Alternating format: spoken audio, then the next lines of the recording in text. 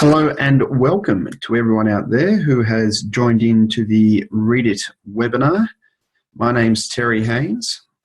What I'm going to do is just do a quick test to make sure people can hear me and see my screen. At the moment, I am sharing my screen. It has a Google homepage on it. What I'm going to ask you to do is just write a chat to me if you can hear my voice.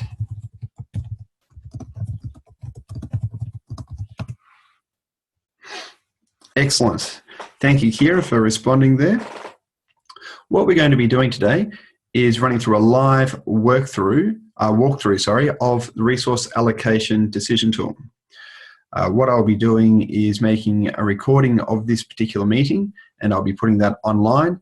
Also on the ReAD-iT website, you'll be able to see walkthrough videos that will be similar to this one that I've already prepared and put online. I should acknowledge at the beginning of today's meeting the contribution of the Victorian Department of Health and Human Services for funding the development of the ReAD-iT and also for supporting its transition from being just a framework into a living and breathing website. So let us begin. I'm going to log in to the ReAD-iT to begin with. The ReAD-iT website is www.readit.health.gov.au/version2, the 2 being a numeric. So going to go to that website, and what we see here is the Allied Health Resource Allocation Decision Tool. Now, with the size of the text on screen, you can, of course, change this by clicking on the control panel in the top right-hand corner of your browser. I'm currently using Google Chrome as my web browser. The ReAD-iT has been designed to work most consistently using Google Chrome.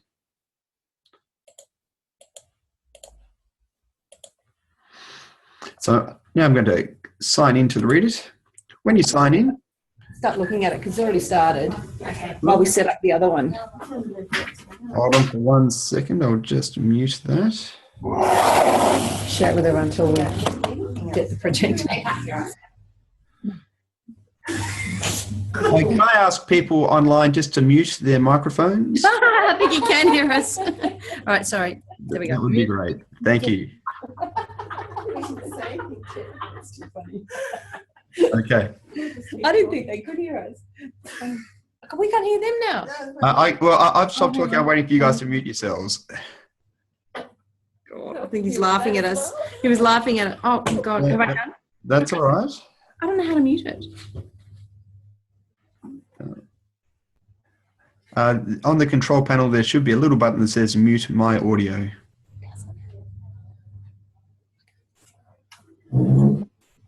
Okay. Anyway, moving on.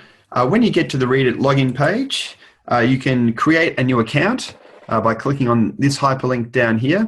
I've already got an account, so what I'm going to do is log in to my account, type in my username and password.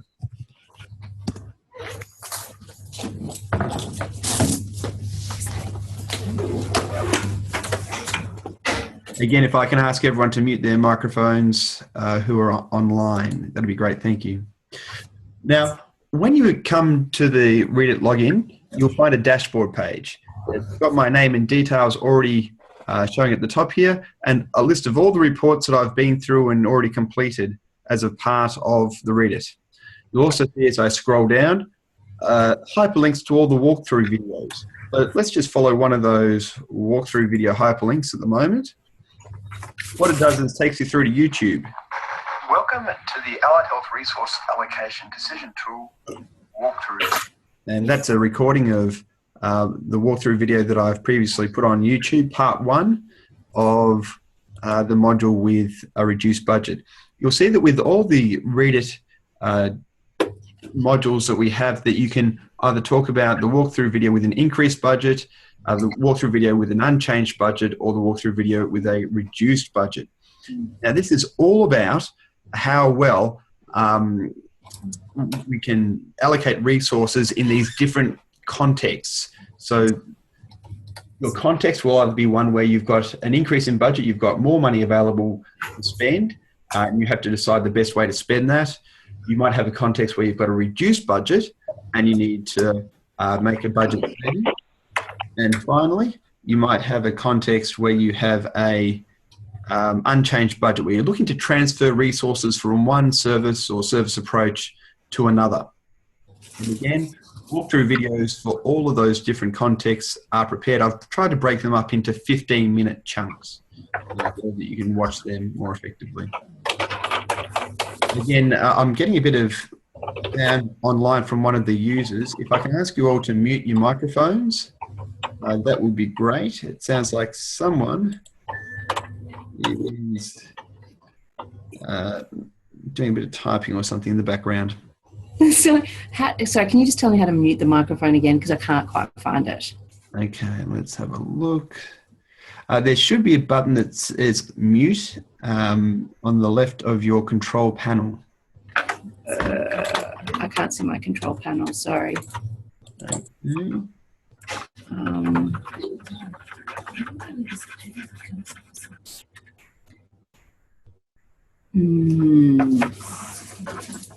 I must admit, I tried to start this one so it was chat only.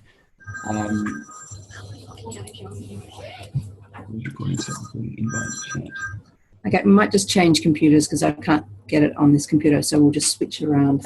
Okay, thank you. All right, well, let's start a new report. Here we come up the dashboard to the start a new report. Down we come, and once we've clicked on that, you'll be able to choose one of the three options. Either you've got an additional budget, an unchanged budget, or a reduction in budget. Again, you'll see on the right-hand side some instructions about each of the questions that you come across, and a hyperlink there to click onto a help video. And again, that will take you off to the YouTube video that we've prepared to help introduce the ReAD-iT and also to describe these different scenarios. So after clicking one of these, we'll talk about a reduction in budget allocation. We'll see the first couple of questions, one about what is a catalyst for driving a potential change. So this is all about trying to capture information about why is this decision being made at this point in time. Moving on to question 3, are there any constraints associated with potential change? So if the change needs to take place within the next 3 months, information of that nature can be inserted here. Is this the right time for my organisation or work unit to be pursuing a potential change? Now, some organisations go through what is commonly referred to as change fatigue, when so many things are happening. Even though a change might be a good thing to be doing for an organisation, it might be the wrong time. So before going through and answering all the different ReAD-iT questions, we ask these questions up front so that people trying to make one of these decisions can pause and reflect and make sure that they need to go through the process of thinking about all the other questions, because if it's not the right time for the organisation to be making this potential change, or the conditions aren't right, then you can save yourself a bit of time and effort going through and completing the rest of the tool. So that's why we've put a couple of these questions up front as a bit of a screener to make sure that it is the right time for your organisation to be making this potential change. Now, because I didn't answer that question, it's taken me through to question 5, which asked me to record the reasons to why the change is still being pursued. It's assumed that it's not the right time unless I go back and click yes. It is the right time to pursue the change. So if I click yes now, I skip question 5. So one of the things you'll notice in the ReAD-iT is that sometimes you can skip questions. There are occasions when your responses to one question will change which question you're asked to complete next. So that is why sometimes you will see a particular question being asked and then not at other times. Here we go. I found a control panel to mute that. I don't know how that started. Okay. With indicating how many alternatives you're going to consider, click your mouse into this little box and you can up-click how many alternatives. You can consider just one alternative because you can decide to not remove that particular service or to continue providing it if you wish to. You can provide as many alternatives as you wish in this, up to about 6 or 7. From my perspective, it's a bit impractical and takes a long time to consider more than 2 or 3 alternatives at once. So what I would encourage most people to do is to consider only 2 alternatives. Now, after answering that question, you'll see this Show ReAD-iT navigation box pop up. So when we now answer questions, we can go back through in our navigation for the questions we've already answered and see if we have answered those questions. So here, as I scroll down the ReAD-iT navigation, here we can see question 1, yes, I answered that. Questions 2 and 3, no, I didn't actually answer those questions. Question 4, yes, I answered that one. And because I answered that one by saying yes, it skipped question 5. So you can see question 5 is grayed out here. It doesn't have a little green tick or red cross. So that means I didn't have to answer that particular question. As I go down a bit further, there's a number of other questions, all with red crosses because I haven't got to them yet. What you'll see below here, though, is option 2. So for option 2, there are the same first 5 or 6 questions up until the point where you are asked how many options you're going to consider at question 6 here. From this point onwards, these are a separate set of questions for the second option you considered.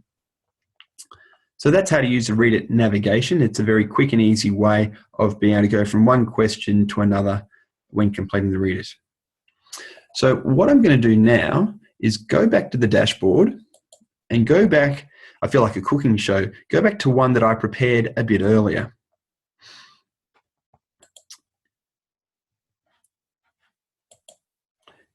In this particular report, what I've gone and done is looked at a couple of different options. I've answered a number of the questions so we can move through much more quickly.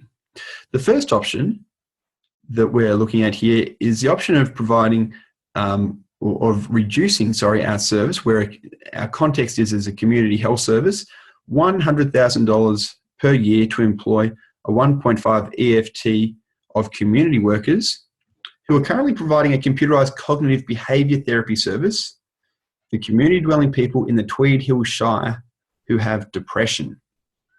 So from this point on in the ReAD-iT, we're being asked to answer a series of questions specifically about this first option.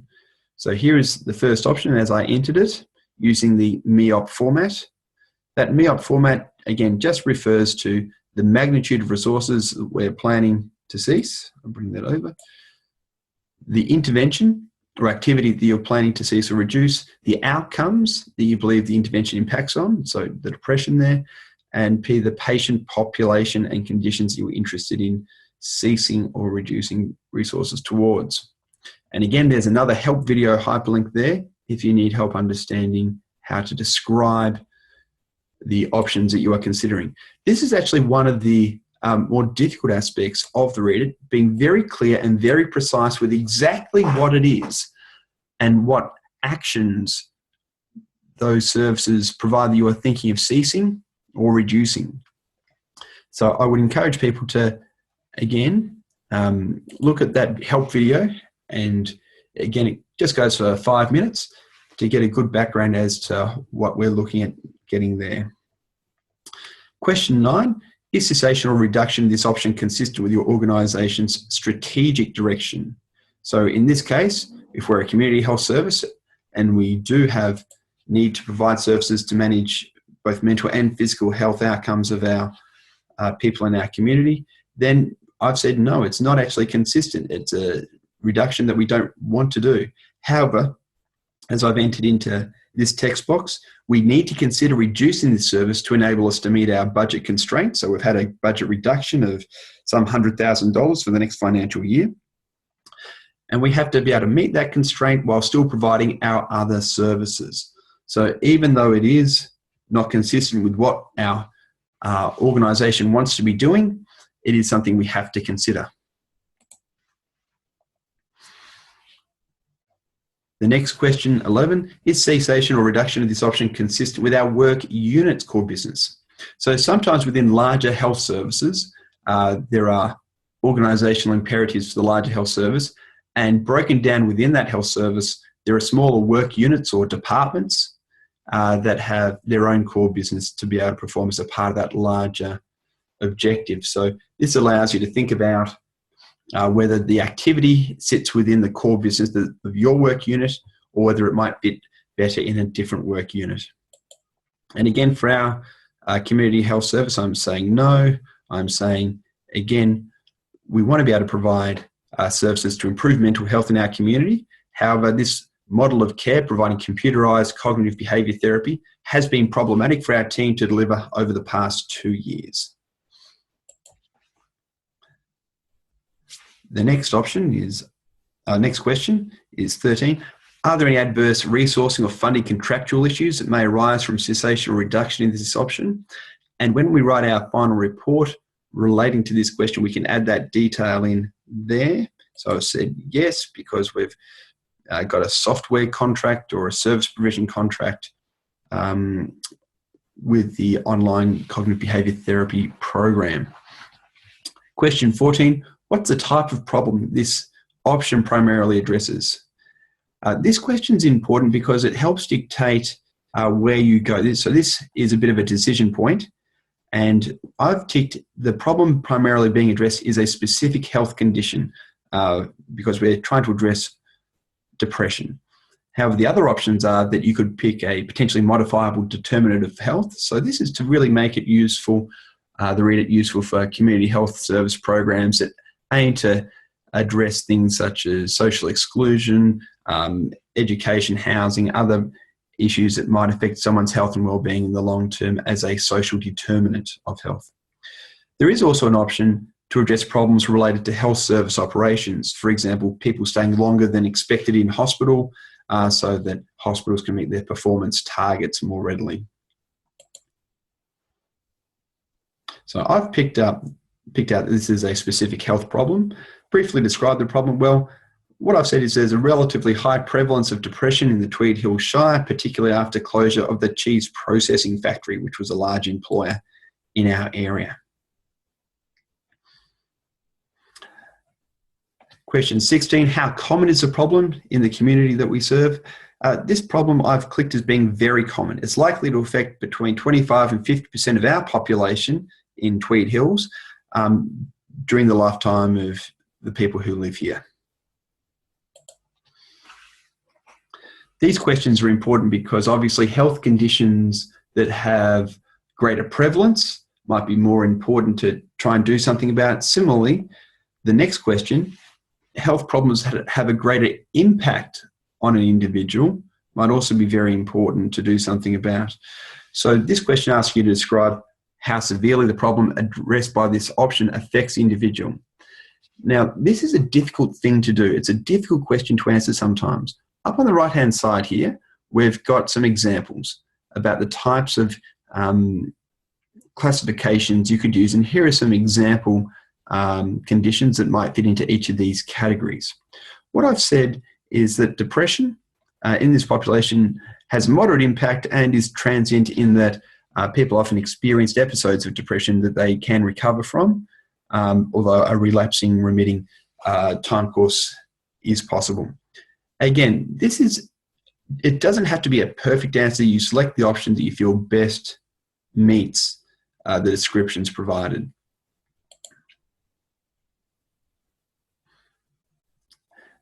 The next question asks you, what is your judgment of how effectively this option has actually been provided by your service? So in real life, has this service that you're thinking about potentially reducing or removing completely been working?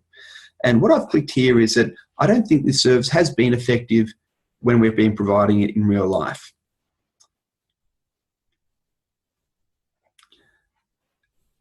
The next question asks us to record what the important sources of information or data that have informed this judgment are. And I've said here that we conducted an internal review of throughput within this service, which has shown extensive delays in clients being seen and frequent malfunctioning of the computer software used to facilitate delivery of this program.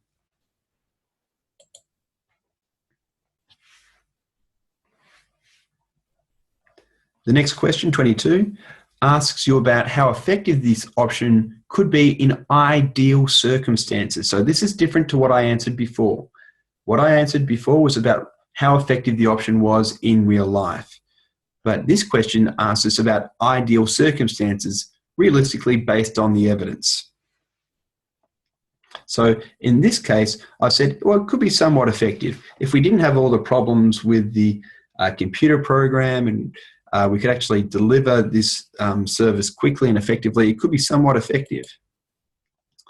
Now, the important sources of evidence that underpin this judgment, I've provided a couple of references here that are specifically focused on computerized cognitive behavioral therapy as a means of treating people with depression that include randomized controlled trials that have shown that this service can be somewhat effective in managing depression in this population. What you'll notice also on the right-hand side is, again, links to videos to help you to understand. So if you're not quite sure how to understand or how to classify whether something is effective or not, there are videos in the assistance boxes on the right-hand side that can help you to understand those sorts of issues. And I would encourage you to watch those sorts of videos. Again, they're short, sharp videos that have been broken up, these ones into little 5-minute blocks, to try and help people to really understand the types of evidence they might encounter when forming judgments of this nature and how to use that evidence to make a judgment of your own. This video here helps you to understand how confident you can be in your judgment of the effectiveness of that particular option. So this question here, how certain are you that this judgment of effectiveness is correct, asks you to say whether you're very certain, somewhat certain, or uncertain.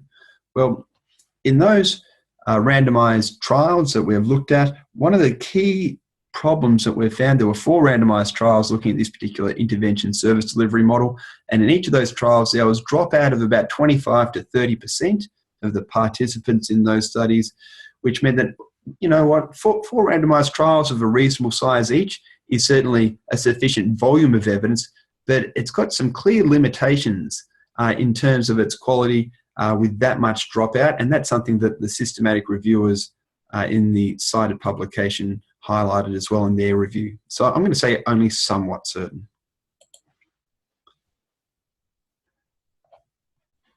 Next, question 25. This question pops up if you have indicated that in ideal circumstances, the option could be effective or highly effective, somewhat effective or highly effective, but in real life, you're indicating that it's not as effective as what it could be. So I'd ask you just to provide a little explanation to again, prompt you to think about, well, are the issues that are stopping it from becoming as effective as what it could be in real life, is there something you could do about them? So I was asking you to list the factors you think might be contributing to it. And I've recorded here that our team doesn't have the technical expertise to correct the software when it malfunctions. And I've also listed that there may be only moderate acceptance of using an online service to deliver this style of therapy in our community.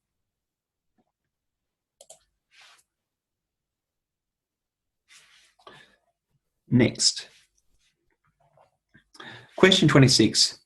Do you think these factors can realistically be addressed?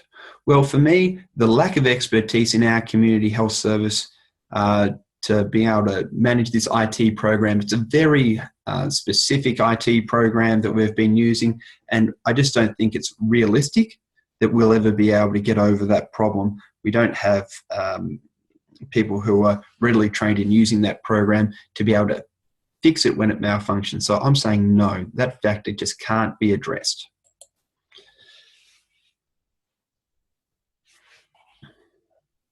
Next, question 27. What is your judgment as to how well this problem could be addressed in your community if your service was to cease or reduce providing this option? Sometimes we have to recognise that we don't provide health services in isolation, that there are many other healthcare providers potentially out there. And if we were to stop providing this service, what we would have to think, what would happen in the absence of our service doing that particular job? In this case, I'm going to say managed, but not optimally. So there is another service provider out there in our local shire who could provide this particular service, but because they're a private provider, I think that there'll be limitations as to the sorts of people who would be able to access that particular service. Next question, 28. In ideal circumstances, based on the evidence, what's your best judgment of how cost-effective this option could be in addressing the problem?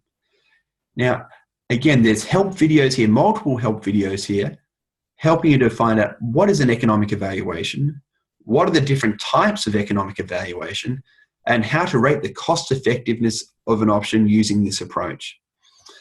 Again, they've been broken up into short 5 to 7 minute blocks for these videos, and they're there to give you a really good background as to the sorts of economic evaluations you might encounter when trying to review whether a particular service is economically viable or not.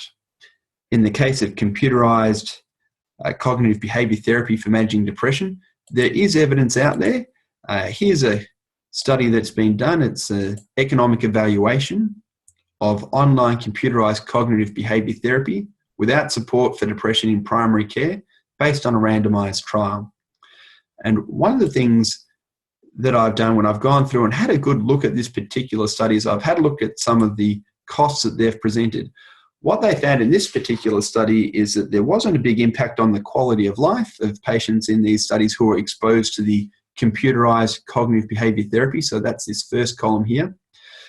And that the overall costs of providing this program are actually lower than the treatment as usual. So the TAO group, the treatment as usual group, their costs are much higher by about $2,000.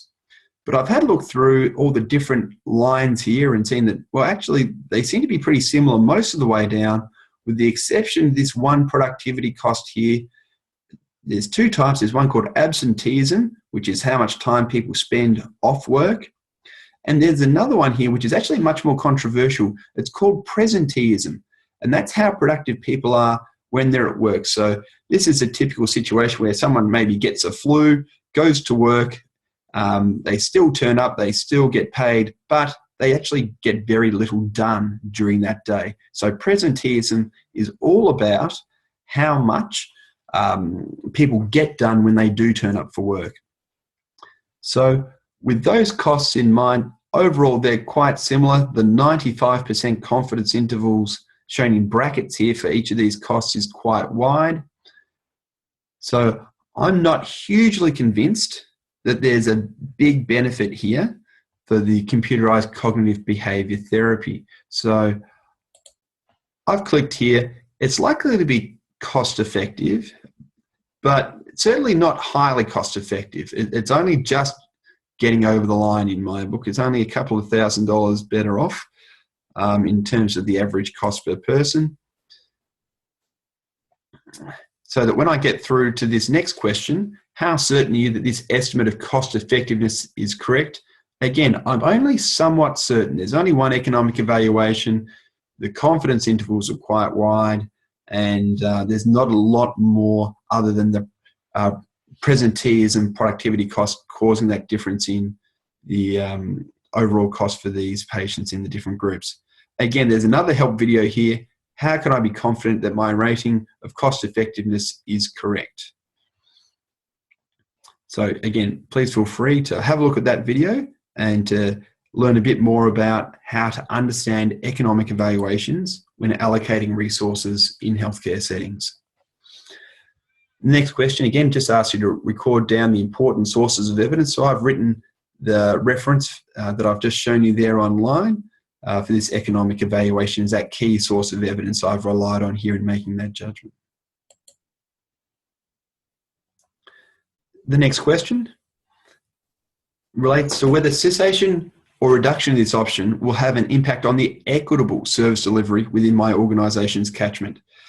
Now, the people in my catchment who commonly use this service are from lower socioeconomic backgrounds. They may not have the financial resources to be able to access the service privately. They also tend to also be from our local Indigenous population, who has a lower access rate to health services compared to the rest of our community. So I'm going to say that there is a reduction in equity in service delivery. A definition of equity provided by the Victorian Department of Health and Human Services is also listed up here in the help box for you to be able to refer to. Now, this question area is followed on by questions relating to access. So I've said yes, reduced access, related to the cost of providing services. So if someone wants to go privately instead of through the public system, yes, there'll be an increased cost for the consumer. And then, should our service be the one to provide this option? I've said no, there is another service that is also providing this service or could do it and has intention to do so. So yes, there is a private provider in our Shire that can provide this service. We're not the only ones who could be the ones to do this service provision. However, those impacts on equity and cost have already been noted. Question 35 asks you to think more broadly about the impacts of reducing this service on the reputation of the service or its individual staff members, and if this is likely to be enhanced or reduced. Now, in this particular case, we've had some bad press anyway from patients who have become frustrated at our software not working and not being able to receive this service anyway and having to wait on a waiting list. So there could be damage in that people might think that, yes, we're walking away from this particular population, but also we're seeing as we're already having bad press about this particular service, removing that service could actually lead to an enhancement of our reputation in the longer term. So what I've clicked here is that it's unclear. There could be both damage or enhancement of reputation.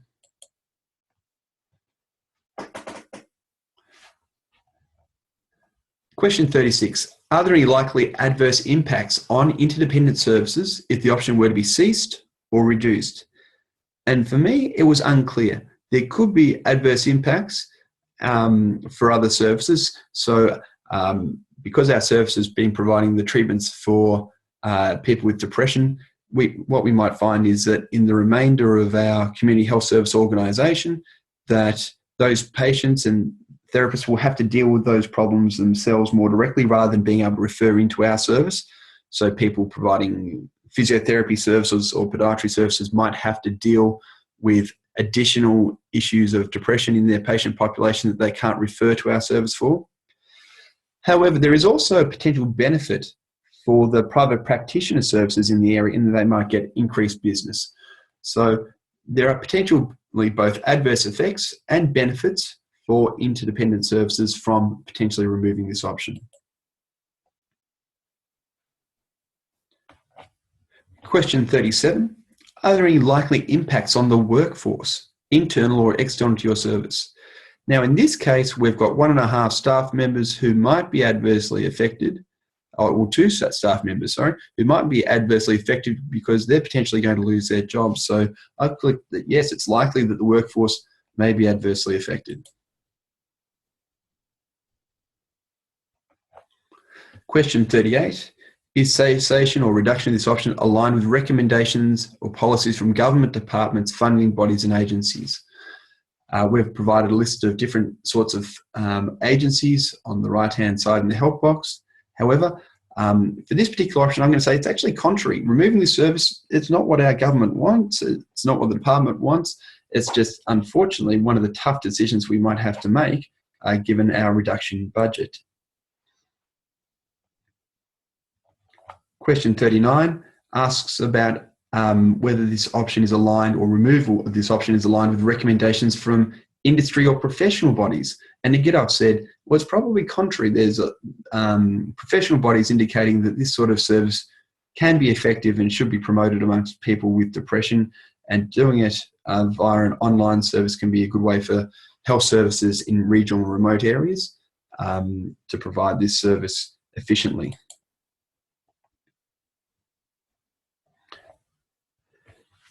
Now, question 40 is the stakeholder question setup. I'm just going to reduce the size of my screen so you can see all the options at the same time for this particular one. What you'll see in this question is a stakeholder, so you can enter the stakeholder's name, your assessment of whether the stakeholder is a critical stakeholder or not, a listing of whether the consultation that has taken place has been an actual consultation or whether it's an anticipated consultation. So we could say, yes, an anticipated consultation. The consultation has not taken place yet. Now this is an option that we've included because sometimes when you're making a resource allocation decision, you want to look at a number of aspects of the decision potentially before socializing this idea, taking it out and discussing it with people. So what this allows you to do is to think about, well, who are the key stakeholders and what do I think they would say in advance of actually conducting this consultation? Next, we get a listing of whether the person is supportive or strongly supportive, somewhat supportive, neutral, somewhat against or strongly against the decision. If strongly or somewhat against the decision has been selected, then we give an option to record a risk mitigation strategy. So here for this particular option, we've said that our councillor Crocker from the Tweed Hill Shire Council wants us to explore alternate models of delivery for services for people with depression. So even though he agreed that our current approach wasn't working particularly well, he was keen to see something else being explored for this population. Then details of the consultation that has taken place or that is anticipated to be taking place in the future. So we had a discussion forum with our council and our key constituents who were consumer representatives for our team. We've also got Max Power, our team leader, who's strongly supportive because the software breakdowns has been causing him a nightmare for the last 2 years. So he can't wait to get rid of this service.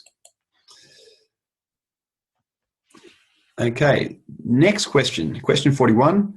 Are there any other considerations that are relevant to this decision that have not previously been captured? So this is the speak now or forever hold your peace opportunity to talk about other factors that might be important for this option. I've said yes here, and the reason I've said yes, I include in the next question. So I might just increase the font size a little bit more, make it easier to read again. Question 42. It asks you to describe what those considerations are. One of the things I've said here is that one of the team members who normally provides this service has given notice of taking up a job at another health service in 8 weeks' time. So we wouldn't necessarily have to fire that individual. They're going to leave that role. We might just not have to replace that role in order to get this change taking place. So that might be another important consideration that would need to be taken into account when looking at the overall decision. Okay, so that's the end of entering questions for that option. What the ReAD-iT then does is takes you down, well, to the next option, which I've completed. So it's showing the ReAD-iT navigation now. I've completed questions in advance for both option 1 and option 2. Option 2 I wrote down as being the occupational therapy home visit service for falls prevention. So this allows us to now go to question 43. We've now completed the series of questions relevant to option 2 and option 1. What we can do is generate an interim report to see the summary of our responses so far. So let's do that. Here's the interim report. Now, it might take a minute for this report to be generated. And what we'll do is pop up on your screen. There'll be a hyperlink here that we can click onto to download it in a Microsoft Word format. And I would encourage you to do that. So I'm going to click that right now. Oh, hold on for 1 second. I might just scroll through the online version of this report so you can see the information that's included in it. The reason we have a Microsoft Word format output is so that you can edit any of the responses that you put in and any of the formatting that has been included in the ReAD-iT. There's a brief introduction about the resource allocation decision tool and the interim report. And where you see blue bolded text, that means you can, this is where we recommend people entering information. So for example, to list the names of people who contributed to this report. We've got a date. We've got a summary of those first initial questions telling us why we are pursuing this potential change. So I entered in that there was a 5% reduction in budget for the community health service team, that the constraints of the potential change were that the change needs to take place within the next 3 months, and that in the opinion of the authors of this report, it was the right time for this organisation to be pursuing this potential change. Then come the intervention option description. So the first one was our one about a computerised cognitive behaviour therapy service for people with depression. And our second option was our OT service to deliver home visits to reduce falls amongst older adults. Then we have an appendix for option 1, which goes through the responses for every one of the questions that was asked. So there is an automated report generated that summarises all the answers to the questions that you put into the ReAD-iT. And it goes through in the different domain areas of the extent of the problem, the effectiveness of the option, the cost effectiveness of the option, and where you've entered in text responses, they'll appear in this little report as well. When we look at the readiness to perform this change, we look at the resourcing responses, whether there are adverse funding contractual issues, and what you can do in the Word report is just type what those adverse resourcing issues are. Here's our stakeholder table from our different stakeholders and what our risk mitigation strategy was for each stakeholder, and some of the other considerations that we wrote in at the end. Now comes the very important part. This is the decision graph output. So what you'll see here is, again, responses to each of the questions, and what we've done for you is we've coded them using a traffic light system. So for this particular option, red bars, big red bars, mean that your response to this item did not favour removing this service.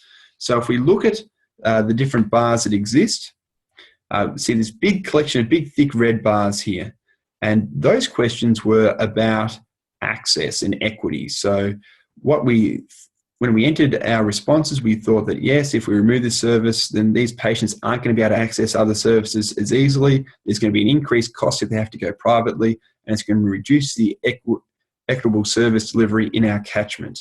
So all those options, we thought, no, they're not great here. They're not very good at all.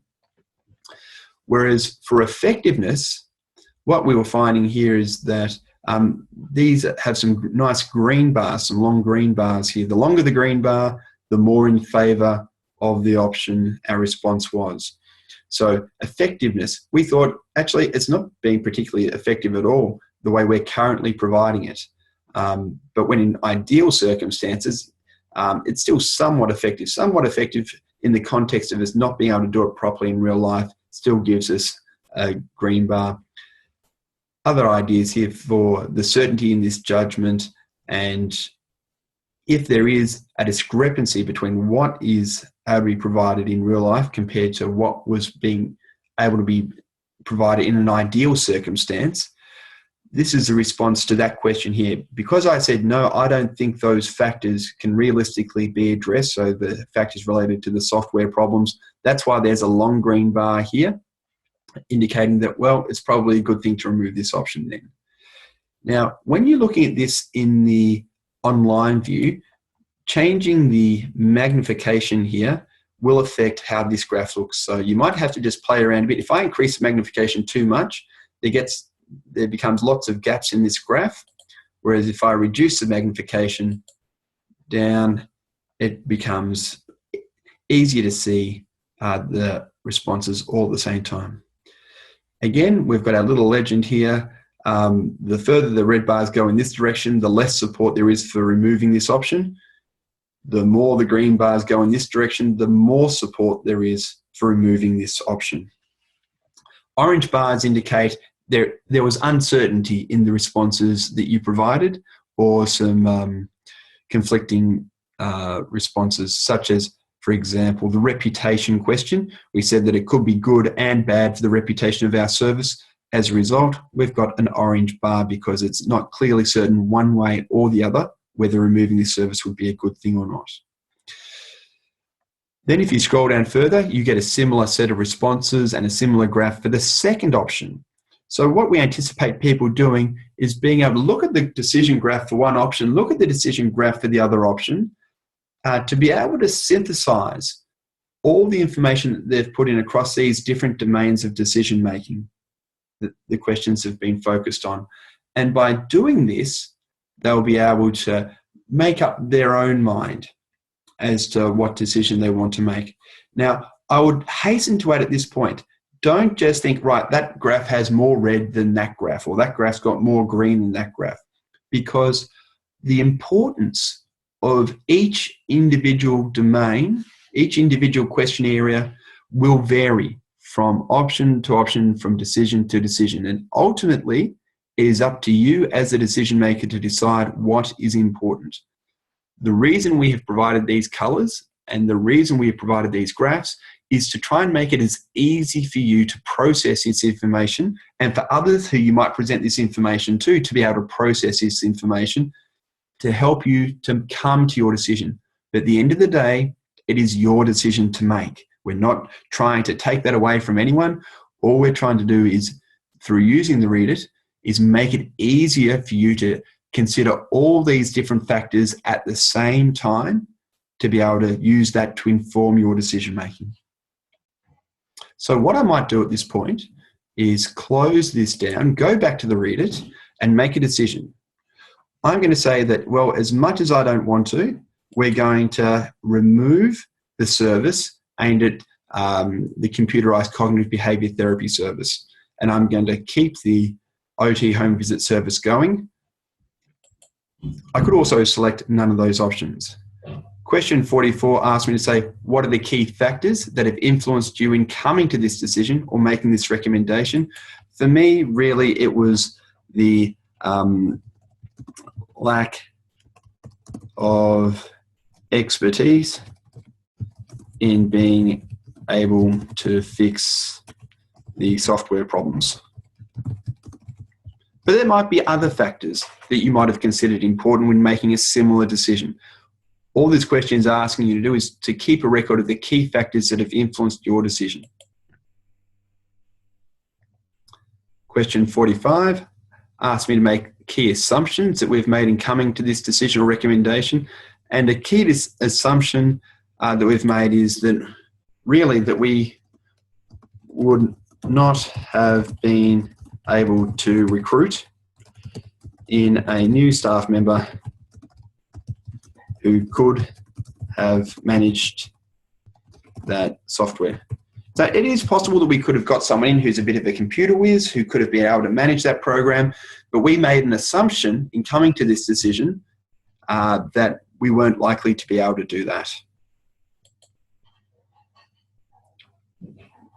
Question 46, are you using the ReAD-iT report as a final decision or to make a recommendation to another decision maker? So if I was going to use this report to lobby up to the CEO of my organisation, then I'd click recommendation. But if I'm the final decision maker, it's a final decision. I'm going to say that. Next. Now be aware that after we've answered this question, we're generating the final report. We can't go back and change any questions now in the ReAD-iT itself. We click here to see our final report. The final report, again, looks very similar to the interim report. There's a few more blue hyperlink texts, or blue bolded text, I should say, to include bits of information here that we think most people would like to include information about when making a decision. What we did was we asked a number of health services in Victoria to see their decision templates or their memorandum templates that they submit to their executives, and looked at the titles that they used in those templates, and we've included them here in this report. But again, we see our graphical decision summary. We have our list of key assumptions. We have our list of key factors that influence this decision that we've only just recently added. And then we go through and have a summary, line by line, for each of the coloured bars in our graph. And it explains why each bar received the colour that it did. So again, there is a word-for-word description of why, justifying why each domain had the colour that it was given. We have a risk contingency planning table. So if there are any risks that you thought are needed to be mitigated, then what we've done is included a risk mitigation table here. And when you download the Word version of this document, you can just type in what risks you identified, and quite commonly, it's all those areas with the red bars, if that's the area that you wanted to do, if that's the option that you're removing. So all those issues related to access, I would consider a risk in equitable service delivery that I would need to have some sort of mitigation strategy that I would want to put in place when making this decision. Similarly, any of the other red bars related to stakeholder support, so that risk mitigation strategy from our local councillor, being able to explore other options for providing a similar service, I'd already include details about that in my risk mitigation strategy table. And then we have a conclusion, and then we have a description of the other option that was not decided to be pursued with in terms of the home visit intervention. And then we have an appendix, and again, the appendix just goes through how each individual question was answered throughout the report, similar to what we had in our interim report. Now, all of this information is being provided in our reports a bit like a platter that you might see at a restaurant. What we're expecting people to do is to pick and choose the parts, the sections that they want to be able to report on, and to be able to take them through into their final report that they then use to help lobby for their decision to be seen through, or to be kept as a record of the decision that they've made. And at this point, what I might do is go back to the dashboard, and now that we've completed this report, what you'll see is that report 31, which was that one that we were working on, now we cannot edit that anymore. It is just says view report, and that will, the details of that report will be kept there for you to be able to go back and have a look at later on if you need to. So what I might do is just open up, we've got another 7 or so minutes. If people have questions that they want to put in the chat, to type that now, type any questions that you might have in the chat. There's a few questions that have popped up as I've been speaking, and what I might do is just answer those questions first, and if other people want to add their questions to that, then that would be great. So one of the questions that's come in, can the stakeholder be a business or organisation rather than a person? Yes, most definitely. If there is a representative of a particular business or organisation, then list that information. Again, the listing of that information is there for your purposes. If you just want to be able to write down, you met with the representative from, for example, Council of the Aged, then that's all you need to be able to put into the stakeholder text box there. It is just so that you are aware, and the person who you are discussing this decision with or lobbying this decision with are aware of who you've contacted or potentially contacted and recognised as being key stakeholders in this decision. So does anyone have any further questions?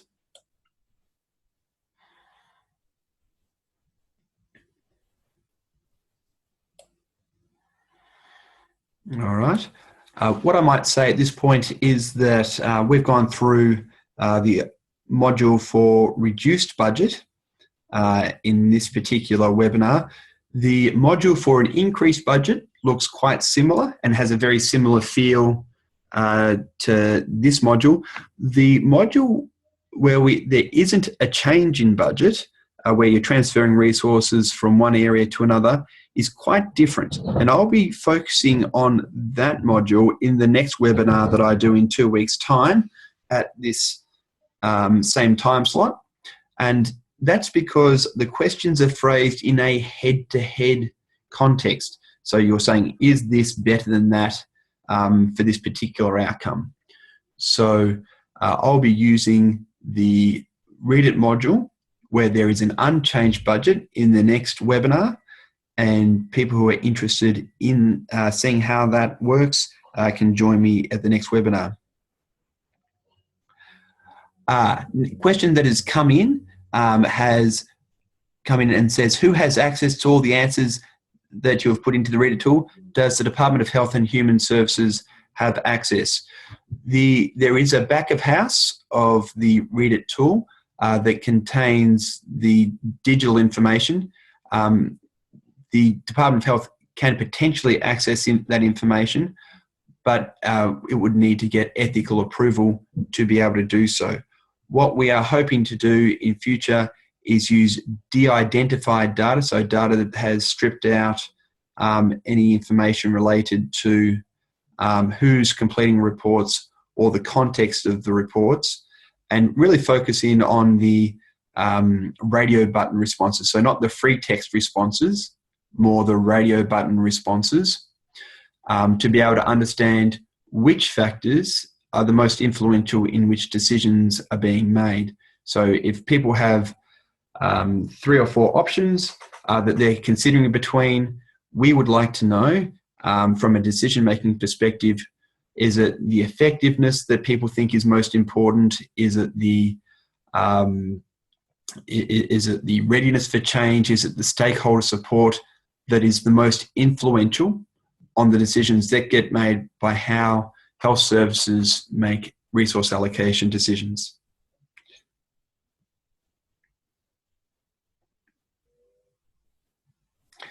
Does that answer the question that came in there?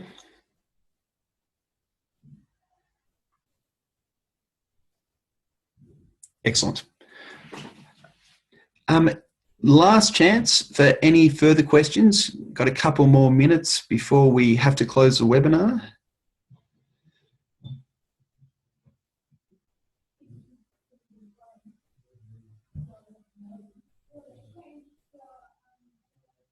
All right.